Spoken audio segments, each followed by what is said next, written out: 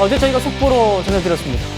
윤석열 전 대통령 내란 재판에 증인으로 나왔던 곽종근 전 특전사령관의 폭로, 파장이 오늘도 이어지고 있는데요. 당사자인 한동훈 전 대표가 오늘 직접 심경을 밝혔습니다. 한 8시 넘어서 오셔가지고 앉자마자부터 그냥 소맥 폭탄주를 막 돌리기 시작하지 않았습니까? 그죠? 술 많이 먹었죠? 그날. 뭐 거기서 무슨 시국 얘기할 그럴 상황은 아니지 않습니까?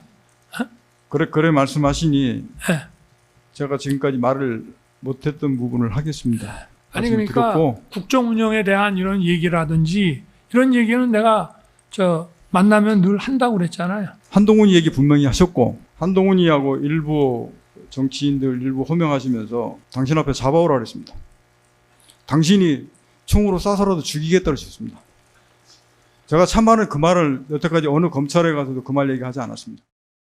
제가 거기 네. 나오는 당사자로서 제 소회를 밝히는 게 지금 모두에게 도움되지 않을 것 같습니다. 어제 예. 제가 말씀드린 것처럼 참담하다는 마음 정도를 말씀드리죠. 김건희 여사 비선과 관련한 문제를 조속히 정리해야 한다는 주장을 비공식적으로 계속 전달하고 있었고요. 예. 그리고 그 결과물로서 특별감찰관을 이번에는 임명하는 게 좋겠다라는 얘기를 비공식적으로 전달하고 있었고, 그 이후에 이런 얘기를 공개적으로 하기도 했었죠. 10월 초에 그 당시 때 그 갈등이 좀 윤 전 대통령과 갈등이 좀 노출될 때였나요? 외부로 그렇게 막 노출되거나 그런 상황은 아니었을 겁니다.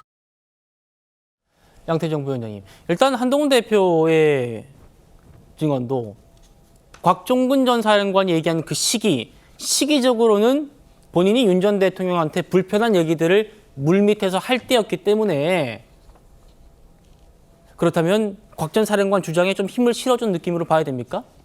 그렇죠. 사실 곽종근 전 특정사령관이 굳이 저 자리에서 이미 구속때까지 된 윤석열 전 대통령에 대해서 비난을 갈 이유도 없고요.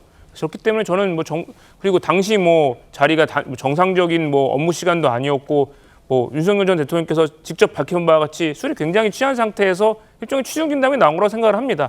근데 그런 표현을 단순히 누구에 대한 불만이나 불평을 넘어서서 잡아서 총으로 쏴 죽이고 싶다? 이거는 너무나 과격한 표현이라고 생각을 하고요. 네. 사실 한동훈 전 대표의 참담한 심정을 저를 비롯한 모든 국민들이 아마 그 참담한 심정을 느꼈을 거라고 생각을 합니다. 그래서 차라리 당시에 윤 전 대통령께서 한동훈 전 대표의 말을 조금이라도 귀담아 들었으면 지금 이런 이제 안타까운 일에 이런 비참한 일이 일어나지 않았을까라는 그런 마음이 듭니다. 윤 전 대통령을 비판해왔던 보수 논객 조갑재 대표도 이번 논란에 참전했습니다. 군대 간 사람은 그런 표현 안 합니다. 예. 총으로 사람을 쏴 죽인다는 말을 예. 여러 사람 앞에서 어떻게 이야기를 합니까? 아니, 더구나 총을 잡아본 사람이 없으니까, 쏴본 적이 없는, 대부분의 전쟁은 말이죠. 예. 군인들이 일으키지 않습니다. 군인들은 전쟁이 총을 드는 게 얼마나 무섭다는 걸 알아요. 군대 안 가본 정치인들이 전쟁을 일으킨 경우가 대부분이에요. 자, 박정호 의원님, 총으로 쏴 죽이겠다. 이런 얘기는 일반인이라면 감히 못할 말이지만 군대를 안 갔다 온 사람이어가지고 할 수 있는 말이다. 이것도 좀 곽종근 사령관의 힘을 실어준 얘기로 좀 보이기도 하고요. 어떻게 보십니까? 윤석열 대통령의 비상식적인 사고에 대해서는 어디까지 저희가 참아야 되고 봐야 될지 모르겠어요. 지금 폭탄 좀 많이 마셔서 기억 못하지 않냐 이렇게 얘기했는데, 아니 대통령 앞에서 군 통수권자 앞에서 사령관이 저렇게 아무 기억을 못할 정도로 취하겠어요? 그러니까 반박해서 저 말을 안 할 거였는데 했다 이런 얘기하는 거 아니겠어요? 그러니까 사실은 어떻게 민주주의를 수호하겠다고 맹세한 대통령이 총으로 쏴 죽이겠다 이런 독재적인 얘기를 할 수가 있어요. 이건 물론 이건 아직까지는 곽종근 전 사령관의 주장일 따르면 뿐이고요. 그렇지만 지금 곽종근 사령관이 저렇게 얘기하기까지를 하는 유도 질문 자체가 전 잘못됐다고 보는 거죠. 네. 자, 윤 전 대통령 측은 기자회견까지 열고 곽 전 사령관 이 폭로 즉각 반박했습니다. 벌써 작년 10월 1일 국군의 날 있었던 얘기인데 1년 이상 아무런 얘기가 없다가 오늘 갑자기 튀어나왔단 말입니다. 그래서 저희 입장에서는 믿을 수도 없고 결국은 어떤 통화 내역이라든지 여러 가지 자기의 진술이 신빙성이 부인되고 거짓말하는 것이 드러남으로써 어떤 면피성으로 한 것이 아닌가 저는 그렇게 생각을 하고 있고 그 의도를 그 진실성을 의심할 수밖에 없다. 그때 당시에 같이 참여했던 다른 사람들은 전혀 기억하지 못하고 그런 진술도 단 하나의 진술도 없습니다. 오로지 곽정군만이 그렇게 주장을 하고 있는데 이런 주장들이 한두 개가 아닙니다. 그러니까 곽정군의 진술은 계엄 초기부터 지금까지 전반적으로 신뢰할 수가 없습니다.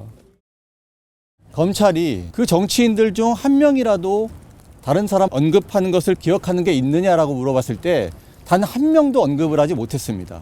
한동훈만 선택적으로 기억을 하고 그 자리에 언급됐던 다른 유명 정치인들이 있었다라고 이야기를 하면서 다른 정치인들의 이름은 단 한 명도 기억나지 않는다고 하는 것이 과연 상식적으로 납득이 가능한 것인지 신빙성에 매우 큰 의문이 생길 수밖에 없습니다. 변호사님, 이런 경우가 어떻게 되는 거예요? 그러니까 지금 윤 전 대통령 측에서는 지금 작년 12월 개헌부터 지금까지 10달이 흘렀는데 지금까지 뭐 수사 과정에서도 이런 얘기 한 번도 하지 않다가 왜 어제 이제 와서 폭로했느냐, 그리고 선택적 기억이다라고 얘기를 하잖아요.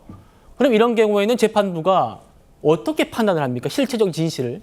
실체적 진실은 다른 그 참석자들을 불러서 마찬가지로 증인신문을 하고 그거에 대해서 같은 발언을 들은 사람이 있느냐라고 해서 부합하는 증언들이 나오면 그 정도면 인정할 법하다 이렇게 가고 예. 정말 다른 사람들은 다 기억을 못하는데 곽종근 사령관만 기억한다라고 하면은 이 사람이 그런 증언을 해가지고 본인에게 이득되는 게 있는가? 그걸 살펴봐서 이득되는 게 있다라고 하면은 신빙성을 부정합니다. 네. 곽종근 사령관은 유불리는 다 있어요. 왜냐면은 사실 이거를 1년 이상 전혀 얘기하지 않다가 이번에 얘기했고 아직 그렇죠? 다른 부합하는 진술은 없거든요. 그래서 일단은 주장이긴 한데 이 진술이 나온 맥락은 살펴볼 게 있는 게 자기가 출동해서 한 행동들이 지금 내란죄 가담 이런 거로 지금 돼 있기 때문에 네. 나는 지시를 받아서 했다라는 것이 양형에 있어서 유리해지는 면이 있습니다. 그렇기 때문에 지시받지 않은 건 나의 단독 범행이 되잖아요. 그러니까 지시에 대해서는 윤 전 대통령하고 둘 사이에서 진실 공방이 있을 수밖에 없고 그때 출동했을 때 뭐 정치인에 대해서 체포, 뭐 방해, 뭐 이런 것들에 대해서 난 지시받아서 했다라는 걸 하기 위해서는